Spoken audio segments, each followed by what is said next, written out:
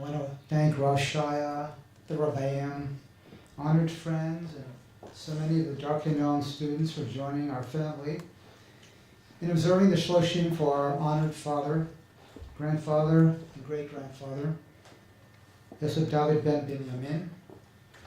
I'm sure if my mom and siblings were here, they would be immensely touched by the effort the college has made today. My father was always very proud to be a part of Darchei Noam. As many of you know, he and my mom paid a visit here at the end of January, within a week of my father taking ill. They always looked forward to being with the students, and in my mom's case, it was always something particularly meaningful since she felt comfortable enough to let down her guard a little and talk about her experiences during the war and the loss of her family.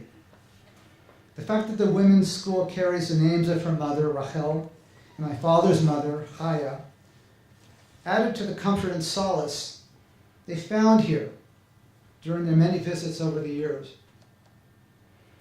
My dad, however, preferred instead to get to know the students, their backgrounds, and what brought them to the college, and avoided talking all about the war and his own experiences. Instead, the Holocaust was a larger story that went beyond the personal losses he suffered. It was a cataclysmic event that engulfed 6 million men, women, and children, and it invaded his entire life, his entire being, every single day of his life. He knew that there were very many, if any, answers. He knew that there were very few, if any, answers. So he preferred to focus on remembering what happened.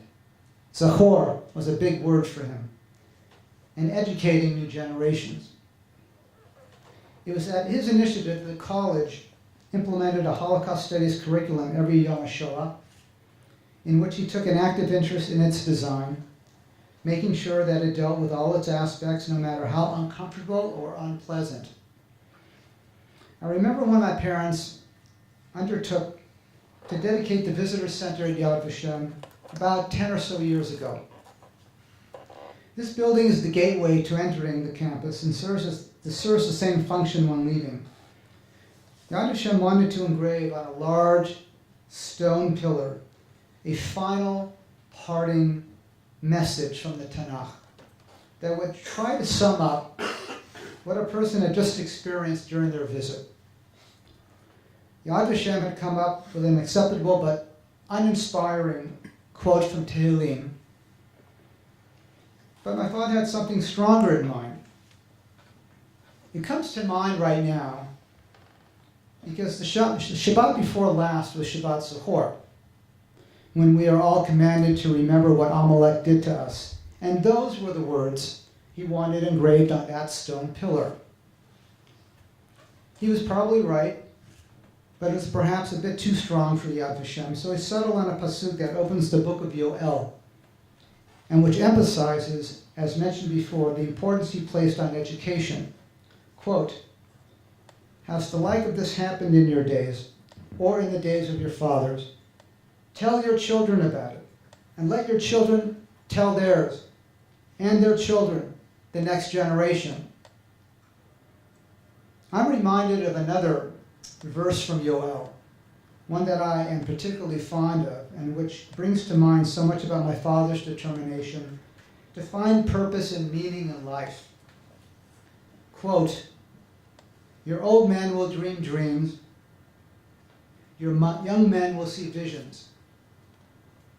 My father was a man of vision, whether it was in business, after the war in Germany,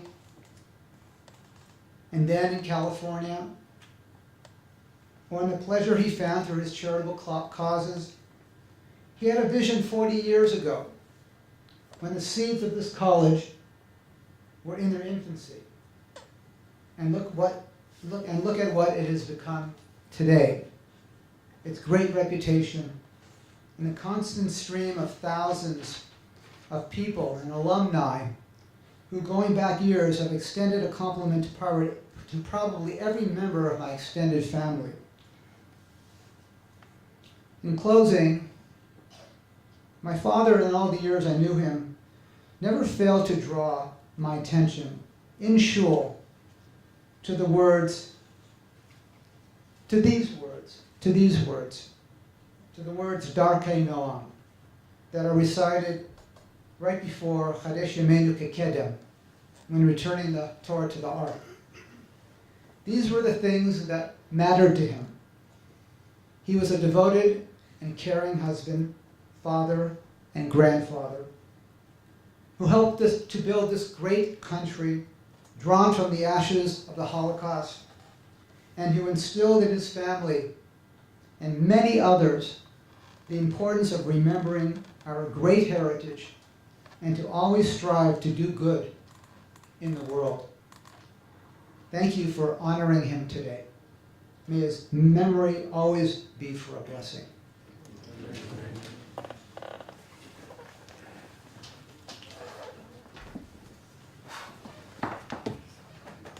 Okay, we're going to be a Sudat Mitzvah.